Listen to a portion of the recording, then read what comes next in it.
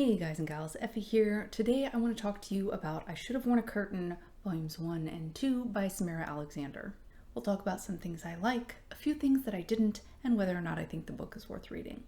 Samyra Alexander does have a YouTube channel where she offers sort of life coaching advice. I find her to be absolutely delightful, so if you want to check that out, I'll go ahead and put that down below. The story itself is about a character named Shayla. And Shayla has an eating disorder. She is both bulimic and also a binge eater, and it causes a lot of problems for her physically and emotionally.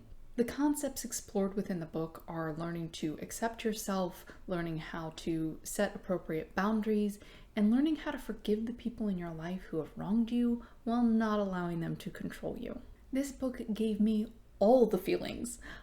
It kind of teleported me back to my late teens and early 20s when I had very low self-confidence and where I didn't have a lot of self-worth, where I didn't feel that I had a lot of value. Life was harder back then. Things kind of have gotten easier for me as I've gone along, but my late teens and early 20s were pretty rough. And this book took me back to that time, back to when I would let people mistreat me and I would let people do things and say things to me that were just not okay. But I didn't have the internal fortitude to resist it. I didn't have what I needed at the time to say, no, you can't talk to me that way. No, you can't treat me that way. And so watching the main character in the story navigate those feelings, watching her sort of build up that shell that you need inside you, not to keep people out, but to sustain yourself, to sort of withstand all of the things that people put on you and throw at you. Watching the character build those things within herself sort of took me back to that time in my life in a way that I didn't really expect. She felt like a real person, and I found myself sort of cheering her successes and really sinking with her when she had her failures. The author doesn't pull any punches with her. She's not this precious, protected character that always wins, When she's at her lows, she is really, really low, and we are right there with her. And I like that there were no veneers of beauty to hide behind. I like that when things got down and dirty for her, we were right there with her, and that really made her feel real to me. Let's talk about a few things I think could have been done better.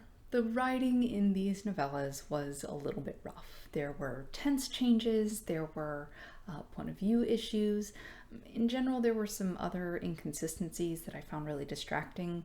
All of these things can be fixed by hiring a really good editor. So I think in the future, as the author progresses in her writing journey, that the application of several rounds of editing would do a lot of good. Throughout the book, sometimes the dialogue can feel really stiff and unnatural, kind of like the way that you would tell a story to a friend over a cup of coffee, which is fine at a table, telling a friend over a cup of coffee.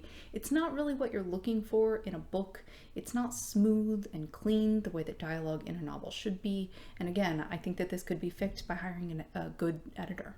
Another thing that bothered me is sometimes problems get introduced, or really, really unhealthy mindsets, and they're just sort of left hanging there unresolved. After reading both novellas, you do get the sense that Shayla has sort of gotten some closure with her family, and she is starting to develop healthy boundaries. She's cut some toxic people out of her life.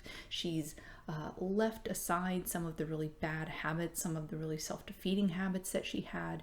And all of that is great, but she's sort of a work in progress, and we never really get to see her come together. So I'm hoping that the author writes a third installment of this, and then we get to watch Shayla blossom into the woman that she should be. Here's a quick recap for those of you who skipped to the end. There are some grammar and writing issues in the story that I do feel detract somewhat from your overall enjoyment of it, but the story itself is good. What can't be learned is creativity, and I feel like this author has that. She can hire an editor to fix the grammar. She can, get a program to work on her formatting issues. The story itself, the character development that we get to go on with this character, that can't be learned. And I think that that part of the book was solid.